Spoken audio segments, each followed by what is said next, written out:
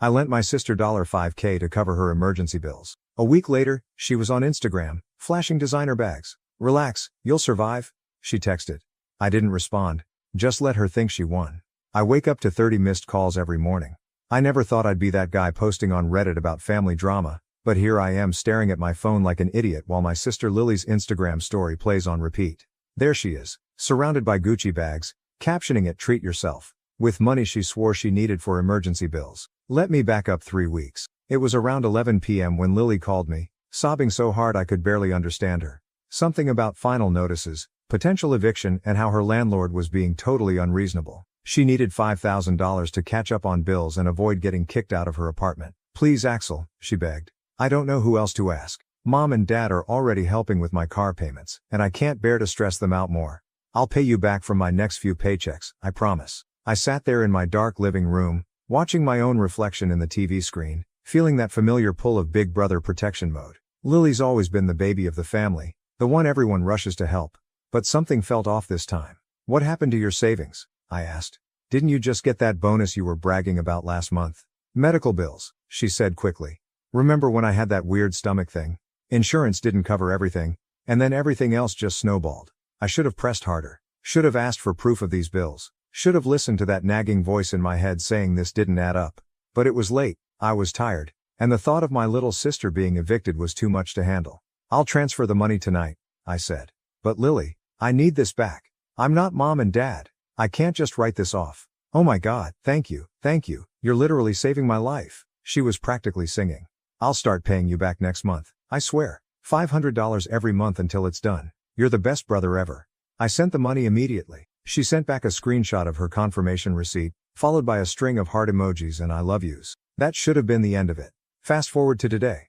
I'm scrolling through the Instagram on my lunch break when I see her story. At first I thought I was seeing things, but no, there's my sister, in what looks like a high-end shopping mall, surrounded by luxury shopping bags. The timestamp shows it was posted 2 hours ago. My hands are shaking as I watch the rest of her story. There's a close-up of a Gucci bag, early birthday present to myself, a mirror selfie with a new designer coat, winter ready, and several shots of her and her friends at some expensive-looking restaurant. "Ladies who lunch." I text her immediately. "Care to explain the shopping spree? What happened to the emergency bills?" 3 dots appear, disappear, appear again. Finally, "OMG, don't be dramatic. I needed to treat myself after all that stress. Relax, you'll survive. It's not like you're hurting for money."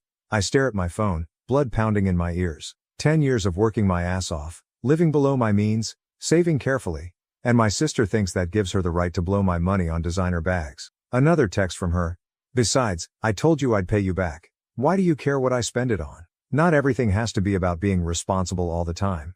I don't respond. What's the point? She clearly doesn't see anything wrong with what she's done. Instead, I open my banking app and screenshot the transfer from 3 weeks ago. Then I screenshot her Instagram story. I create a folder on my phone labeled Lily Loan, and save everything there. Something tells me I'm going to need it. My phone buzzes again. And again. More text from Lily. "Hello? Don't ignore me. You're being really childish, Ren. I can't believe you're making such a big deal about this." "Fine, be that way. Mom always said you were too uptight about money." I mute the conversation and put my phone face down on my desk. The rest of my lunch break passes in a blur of anger and disbelief. By the time I get home that evening, I have 17 missed calls from Lily and a voicemail from my mom asking why I'm harassing my sister about money. The worst part? This isn't even the first time Lily's pulled something like this. It's just the first time she's been stupid enough to post evidence on social media. As I sit here typing this, I'm realizing there's a pattern I've been ignoring for years. The emergencies, that always seem to crop up when she knows someone has money. The guilt trips, the way she always manages to turn herself into the victim when called out. My phone is still buzzing. Lily switched to messaging me on every platform she can think of. Mom's texting now too, saying we need to talk this out as a family. Dad just sent a single message. "Give me a call when you can." I'm not calling anyone tonight. Instead, I'm making copies of everything. The transfer, the texts, the Instagram posts. I've seen enough Reddit posts to know where this might be headed. Small claims court isn't my first choice, but I'm done being the reliable brother who can be guilted into financial submission. Just got another Instagram notification. Lily's posted again. This time it's a throwback photo of us as kids, with some sappy caption about always being there for each other. The manipulation is so obvious it would be funny if it wasn't so infuriating. "I think I need some advice, Reddit. Am I overreacting?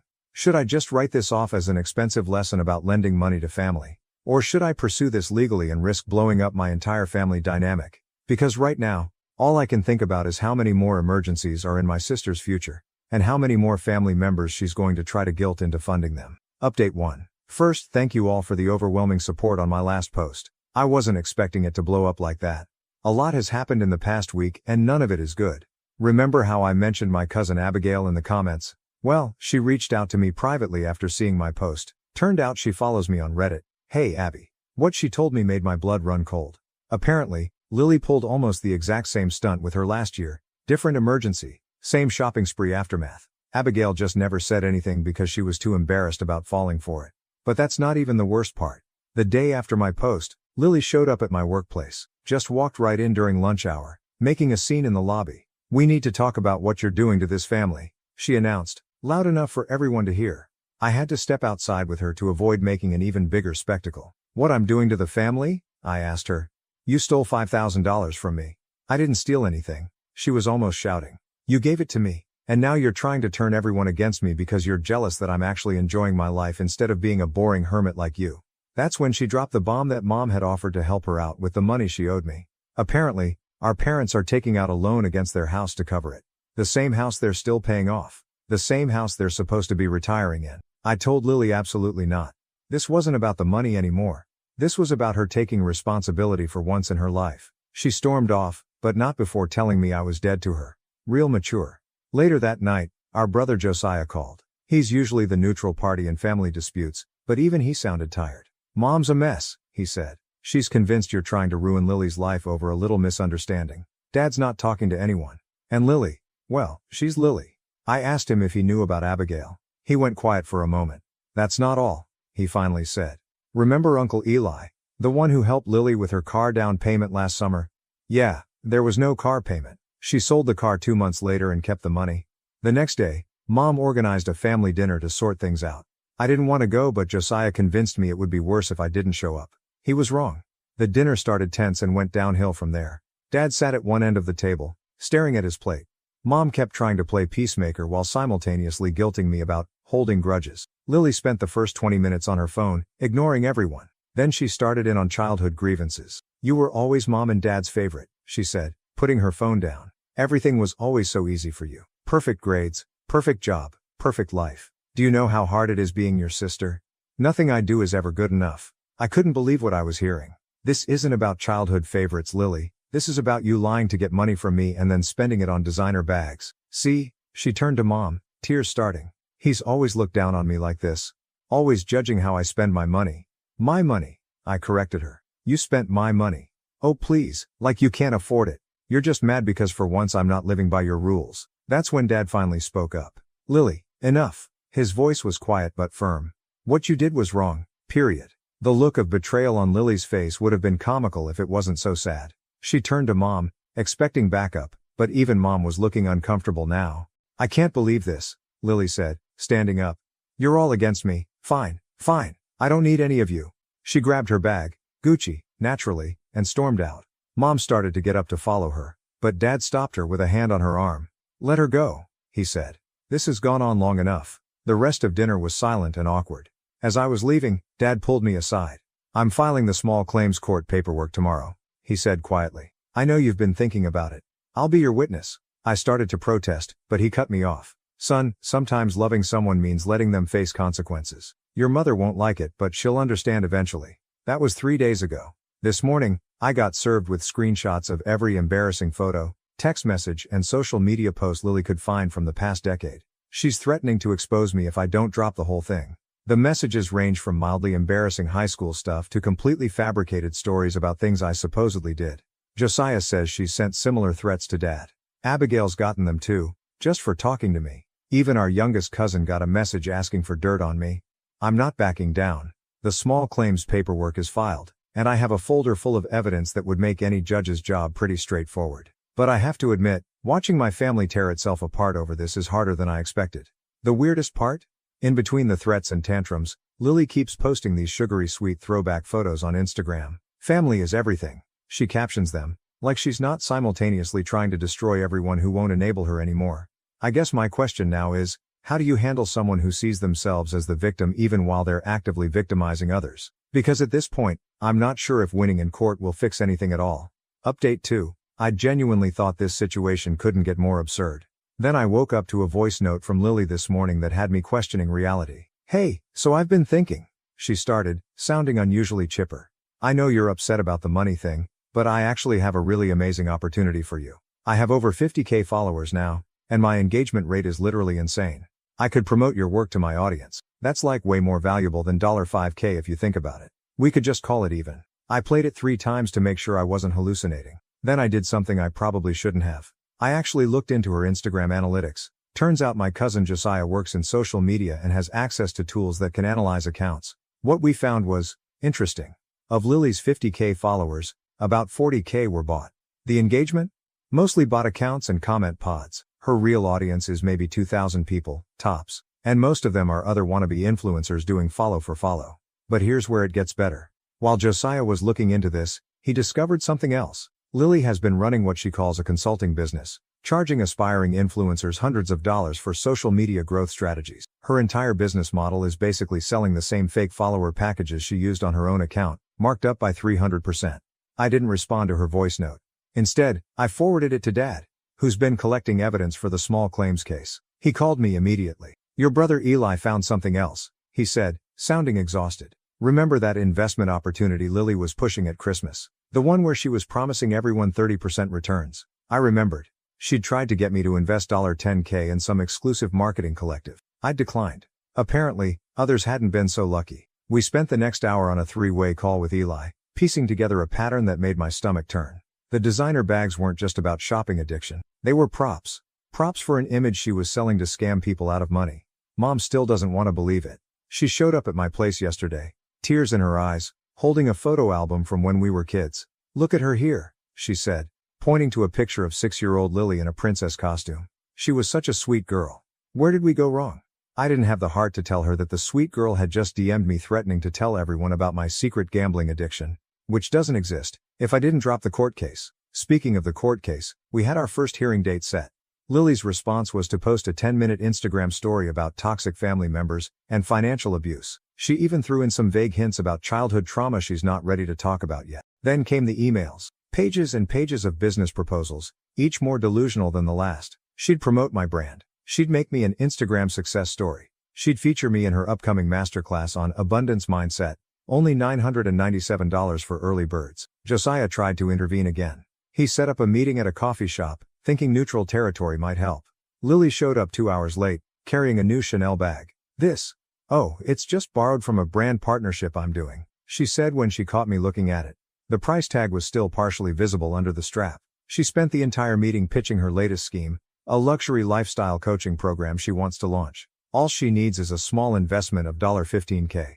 The $5K she owes me would be deducted from my guaranteed returns. Think bigger than $5K, she kept saying. This is about building generational wealth. Don't you want to be part of something revolutionary? Josiah finally snapped. The only thing revolutionary here is your ability to believe your own lies. She left in tears, but not before telling us we were just jealous of her entrepreneurial spirit. This morning, I got an email from her with a PDF attached. It's a contract offering to settle her debt by making me her business partner. The document is clearly copied from some template she found online. There are still placeholder marks where she forgot to fill in the details. The kicker? She CC'd her legal team on the email. The address? legaleagle123@gmail.com. I forwarded everything to my actual lawyer. Yes, I finally got one. His response was a single laughing emoji, followed by "Don't worry, we've got this." Dad called again tonight.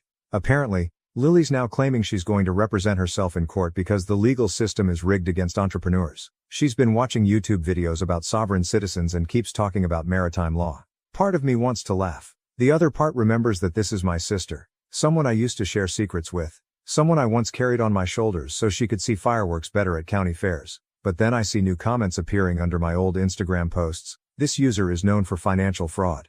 Stay away, known scammer. All from newly created accounts with 0 followers. The court date is next week. Mom stopped taking sides and now just sends daily Bible verses to our family group chat. Dad's documenting everything with frightening efficiency. Josiah's stress baking enough cookies to feed an army. And Lily. She just posted another Instagram story. She's launching a podcast about surviving family betrayal. I should probably mention, She's still using my credit card to pay for her Spotify premium. I only just noticed. At this point, I don't even know what I expect from court. The money seems almost irrelevant now.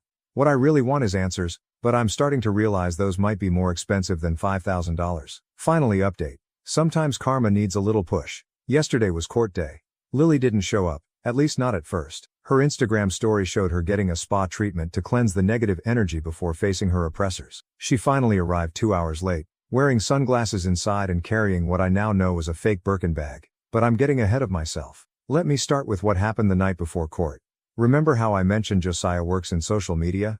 Well, he's been quietly archiving everything Lily posts. Everything.